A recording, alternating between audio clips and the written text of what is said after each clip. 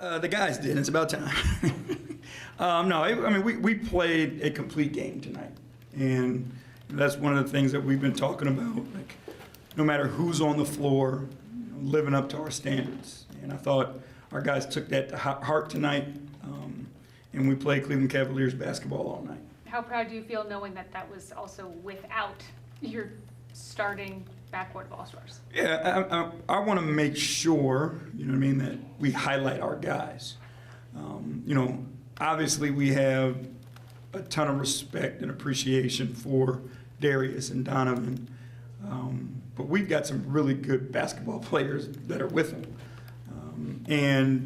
It's important that those guys feel that love and understand how important they are to us. You look at Kevin coming off the bench tonight and what he was able to accomplish and how he led, that group. You look at the job that Evan did defensively and Jarrett did in dominating the painted area.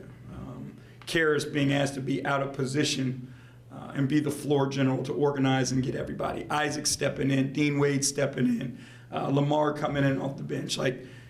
We've got a really good, deep basketball team. And, it's important that we highlight all those guys because, without them, we're not the team that we are. And, we keep talking about the strength of our team is our team.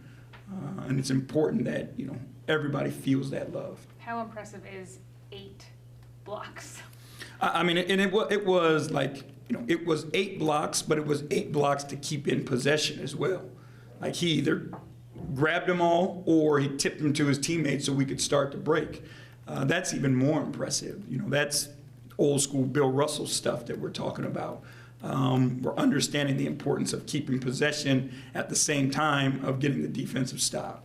Being in the right place early and doing it without getting in foul trouble. But he had no fouls, right? You get 8 blocks and 0 fouls, you're doing a hell of a job. Chris Fedor, Cleveland.com. J.B., can you expand on Jarrett? What kind of impact did he have tonight? He was dominant. He was a force in the middle of the floor. That they had no answer for, and it was intentional. He went out to prove a point. We asked him, and told him before the game, like we were going to follow him. And I thought, he took the challenge and was impressive and imposed his will on the game. Did you know how close Kevin was to a triple-double? Yes, I did. Yeah. I did. And again, I had a conversation, and Kevin, being Kevin and what he's been willing to sacrifice, said do what's right by the game. And, it was right by the game to leave him over there and let the other guys play. But again, it just shows that he's not here for the numbers, right? He's here to help us win basketball games.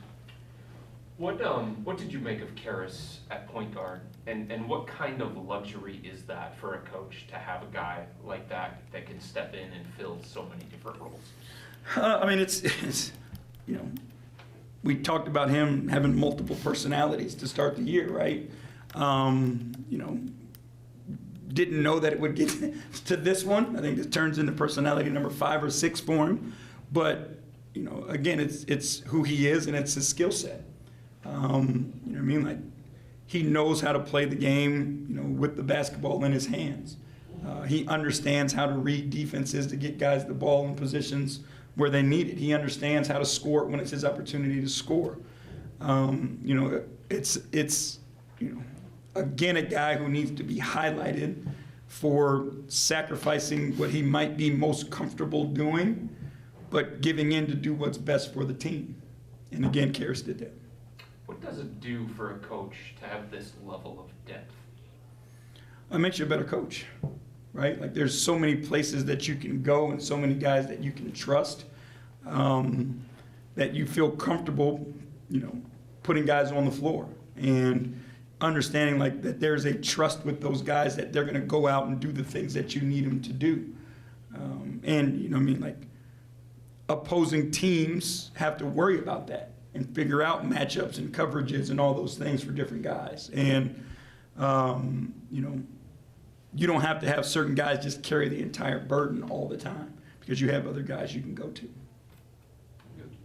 Good. Just how'd you choose the JYD tonight? The entire team got it. Well, that's never happened before, right? Never happened before. It's the first. But I thought tonight was one of those team wins where everybody contributed. So it was a team win tonight, and they all got it. So who gets to wear it? Just for the picture, everybody wears it once and passes it on. Yeah. All right.